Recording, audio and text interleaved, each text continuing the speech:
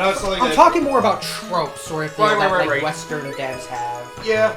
Because I'm trying to figure that out, but I think the one that I always point to is just more of something that's been happening more in the modern media stuff. Right. I think it's also the over-glamorization of violence. Yeah. I think that's the big thing that Western media has. It's the over-glamorization of violence to the point that it kind of just starts seeming more of a... Right. Well, that's the big thing. I know a lot of frickin' entertainment in general has been starting to, try aim for people's short attention spans because of the rise of social media and people watching short-form videos all the time. I didn't have anything for that. Oh, wow. Sometimes you gotta think about how you hold on to the enemies. Right. Sometimes you gotta... It seems a lot more later than you think. Right. Of course, you gotta make sure you have the right jump. But yeah, I think that's like the over-glamorization of violence, like, this woke, anti-woke thing where it's just like the two... I think I talked with Coda about this, that's like it's two different extremes of people that think they know what they want, but it's kind of like listening to two very extreme versions that have some good, but also don't realize that they're equally as hypocritical to each other. Mm-hmm. So it's kind of like two different extremes of dumbasses screaming at each other. Right. Mm-hmm. I was doing my best Rick Foreman of that.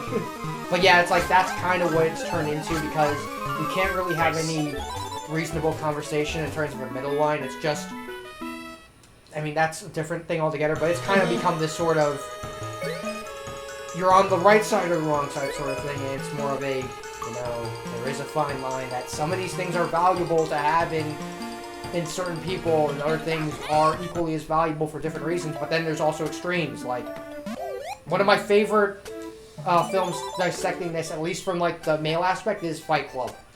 If I ever have, like, a male child that I want him to watch, like, the first R-rated movie, it'd probably be Fight Club. Just to be kind of like, because if he's a son, it's a Fight Club. Just kind of be like the idea of what this sort of delusional, over-masculine persona can look like if you don't do it right. Because I know...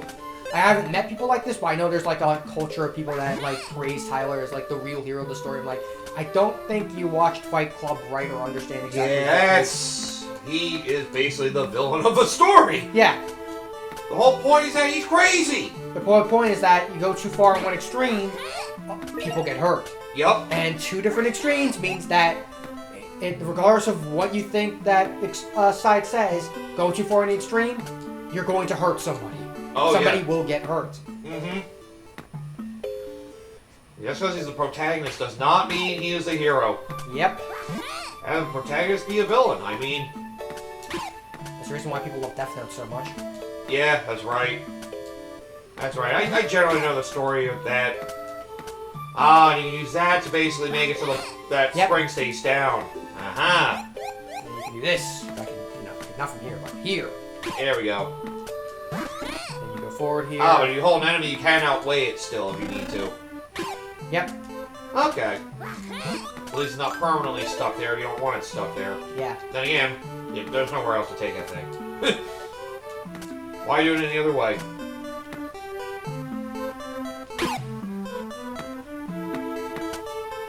But yeah, I'm trying to think about other weird tropes that they... but those two tend to be, like, the weird ones that I noticed a lot more. And they try to overgeneralize it to the point that, like I said, the big thing about my stories when it comes to my story enjoyment is give me characters that I can enjoy.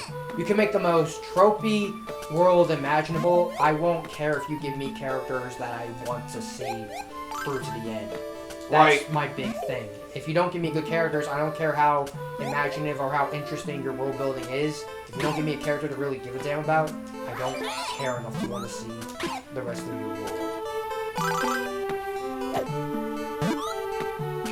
Always one of the tropes of always having to have somebody do something because of a dead relative.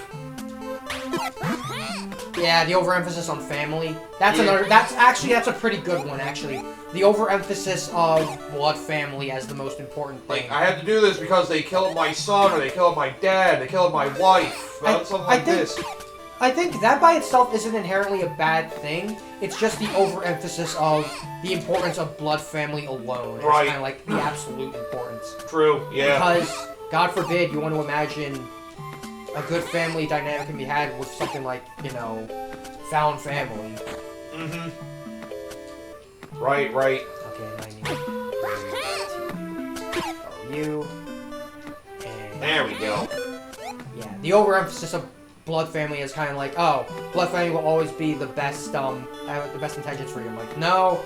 Have you seen the stories of, like, you know, I think I remember hearing a story about this, is that a lot of times, a lot of the abuse happens in families behind closed doors where nobody can really reach out.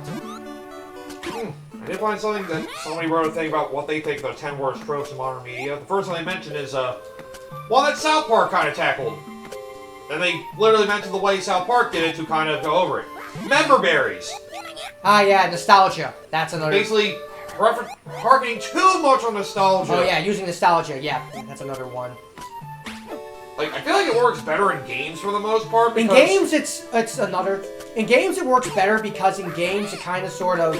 You like see the growth. It feels... There's growth, and there's also, like... It can serve as a nice wink and nod as, like, a respect to the series while still just being able to, like, you know, we can move on to the... One of the best examples I have of that is, like, Castlevania. Like, the throne room to friggin' Dracula, as well as, like, you know, the first room entering his castle. They, like, keep it very similar, like, every game. Yeah, a consistency. Mm-hmm, yeah. It's like, they never change it, almost feels lazy, but it's kind of the point. It's one of those things that, like, fits Dracula's style. Yeah.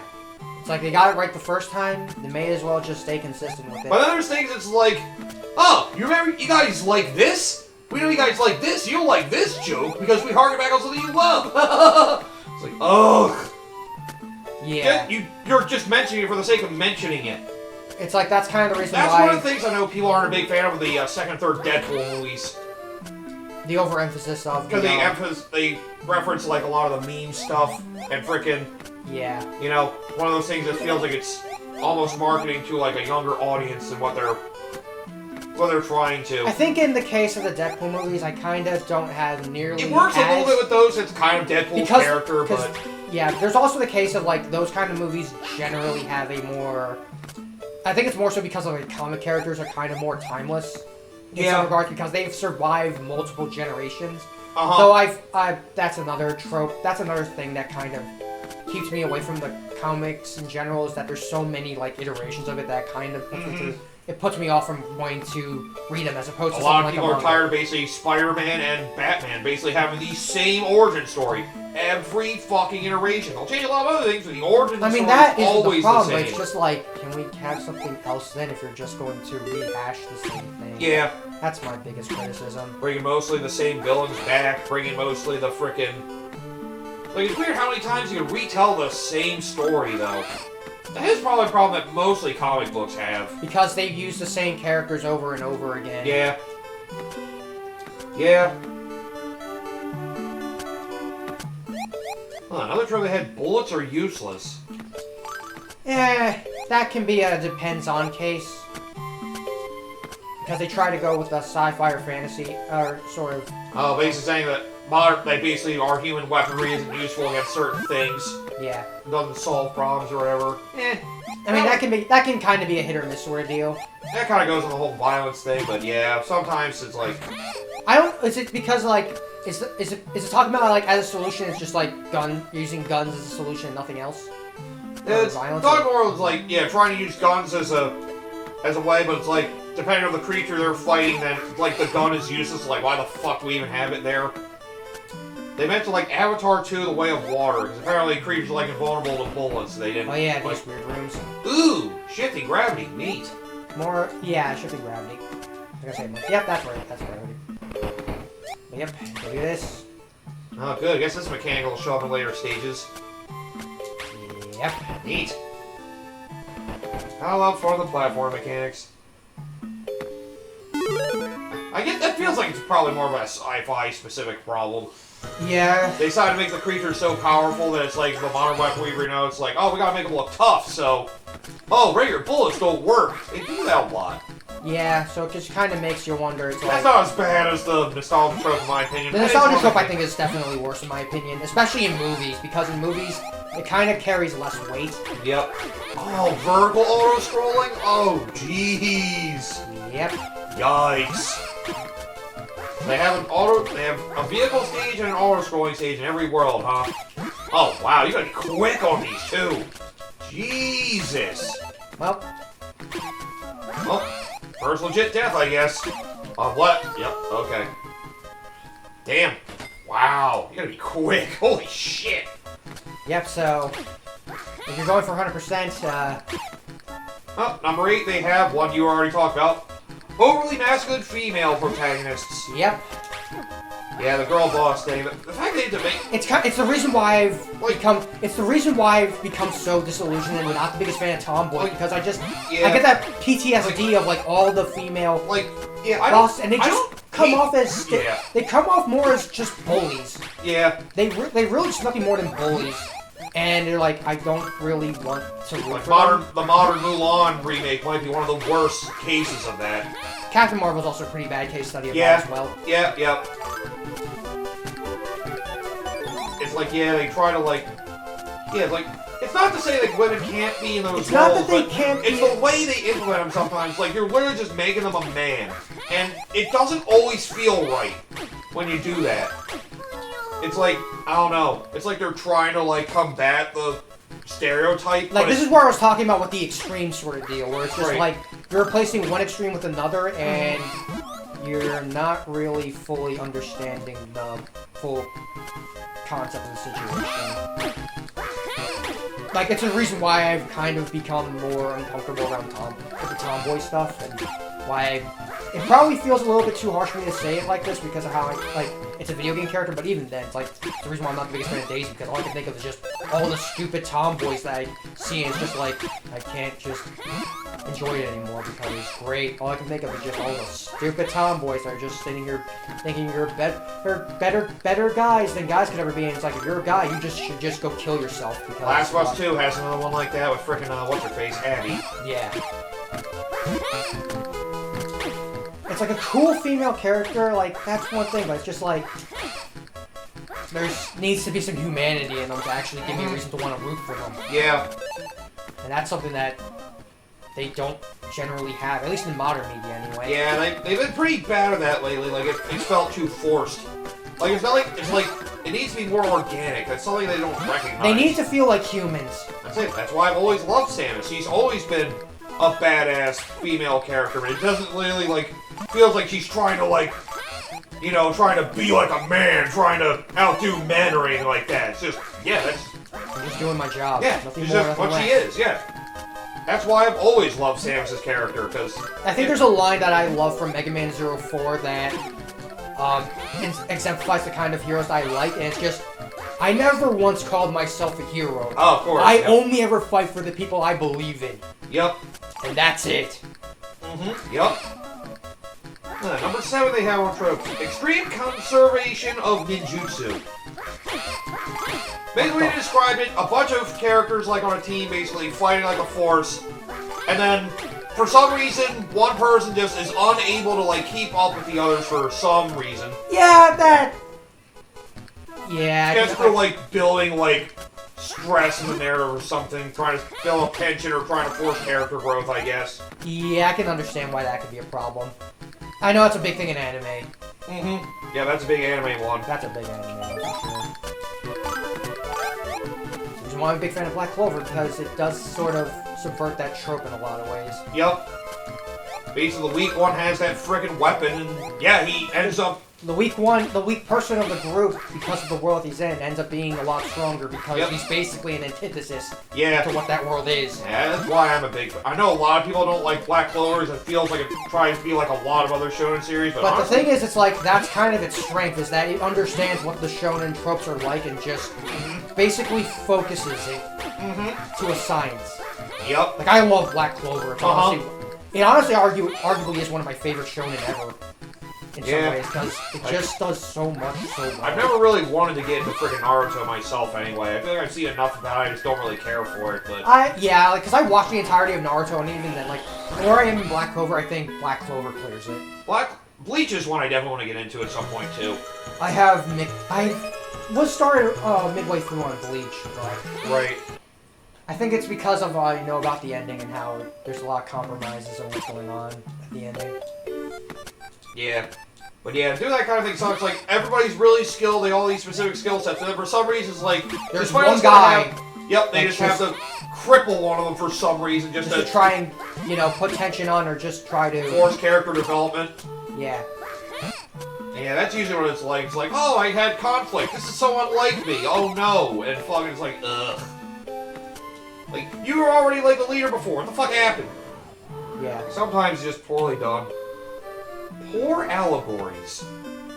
Yeah, that's a pretty big one. Oh, like they're trying to shoehorn like messages. They're trying to shoehorn the messages. Yep. And they meant the one they particularly mentioned is race allegories. Yeah. Sometimes those can be done very poorly. I know some people feel about Crash. They said Crash is one of those that like feels awkward in it.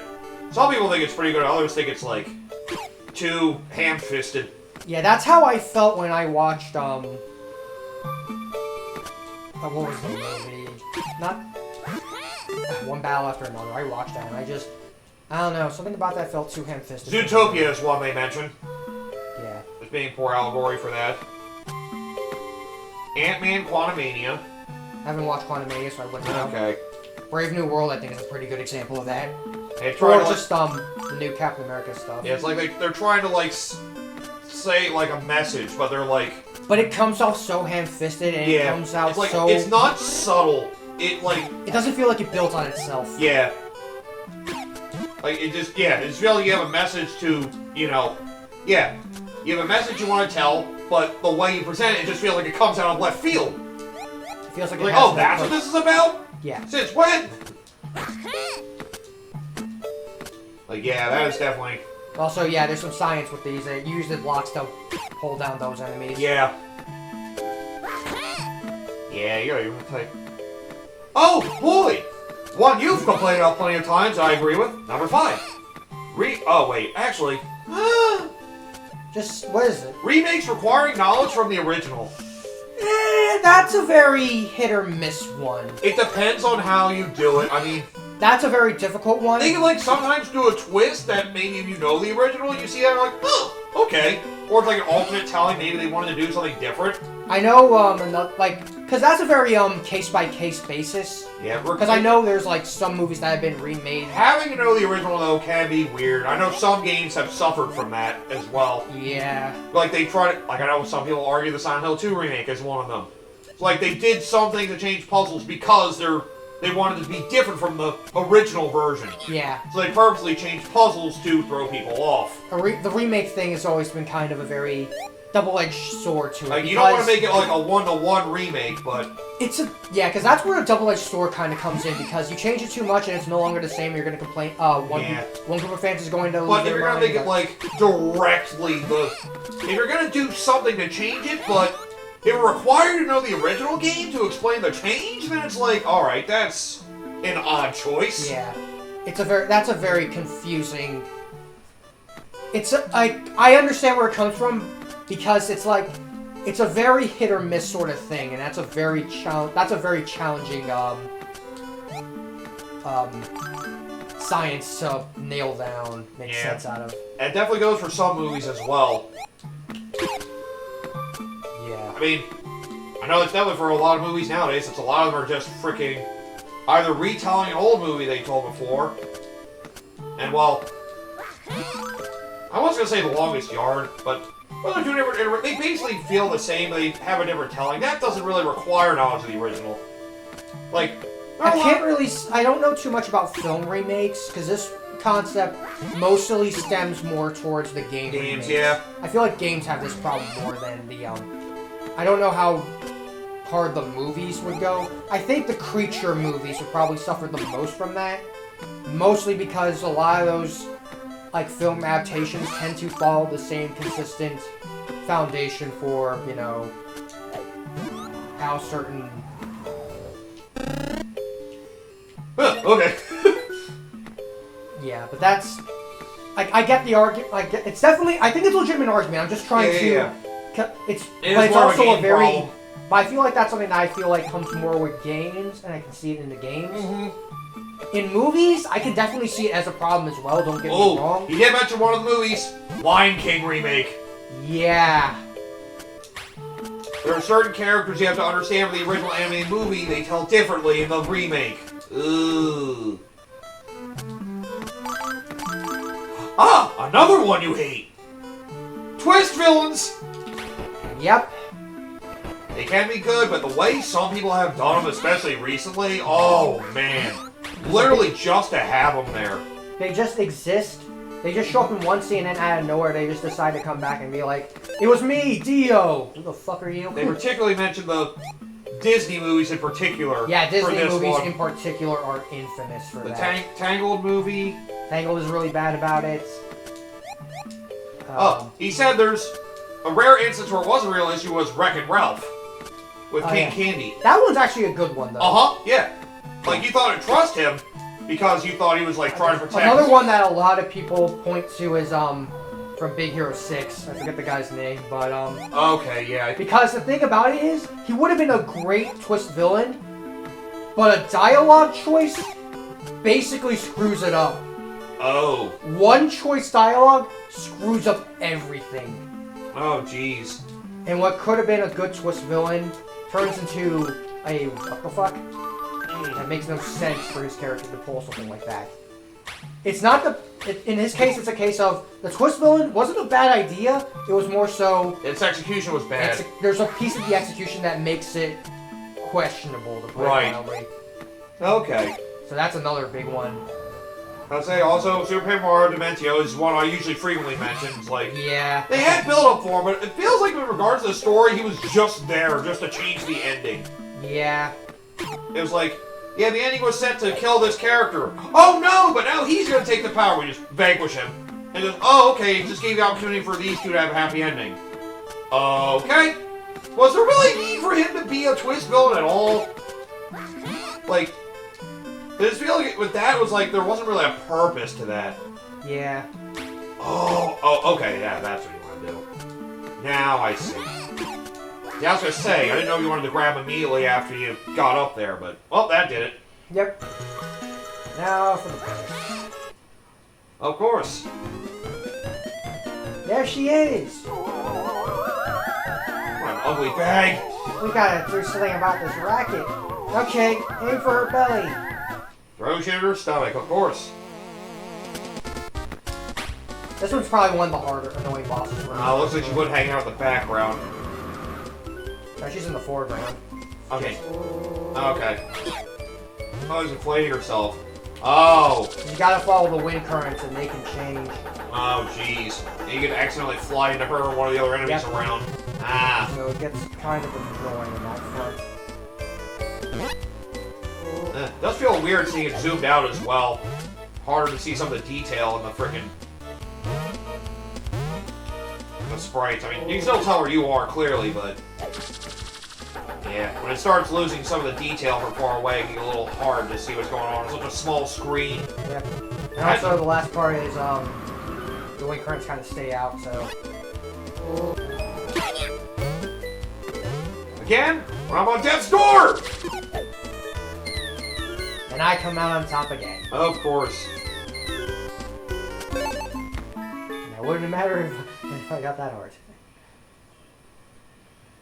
Of course. Alright, Musica. Now play some good shit again.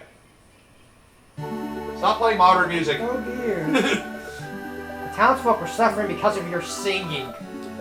Is that what that was? What do you mean? I dreamt of singing the most beautiful songs and spreading peace and happiness throughout the And land. then that red mist came along. Beryl mentioned loving your songs. What? Beryl? Oh yes, I remember. Oh. I tried to sing a wonderful song to Beryl. What about everybody else? But I can't remember the song.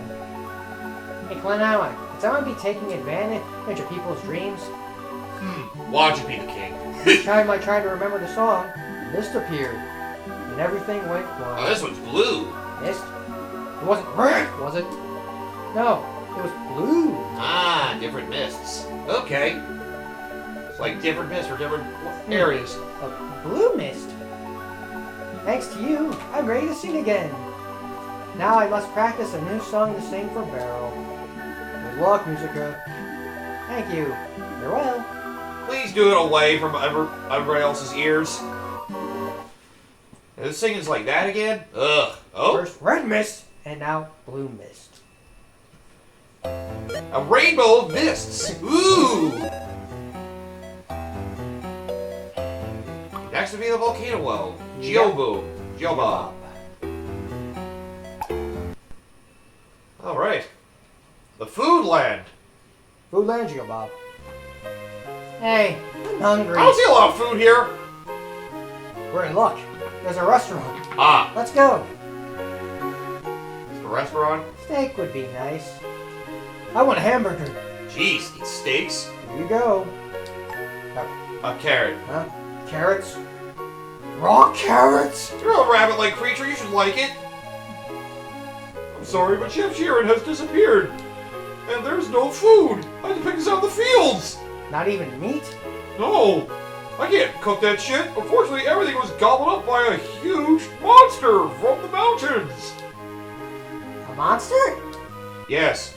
Only these carrots are left. He doesn't like those. If this keeps up, the townsfolk will be gobbled up too. A monster with a huge appetite who dislikes carrots. Let's go and get our steak back. You should really watch his cholesterol intake. What time is it right now? It's like, I want to say about 8:30? Yeah. I think now would be a good place to stop. Okay. Alright, so next time I guess we'll go through Geobob. Yep. The third world of 5. See you guys then.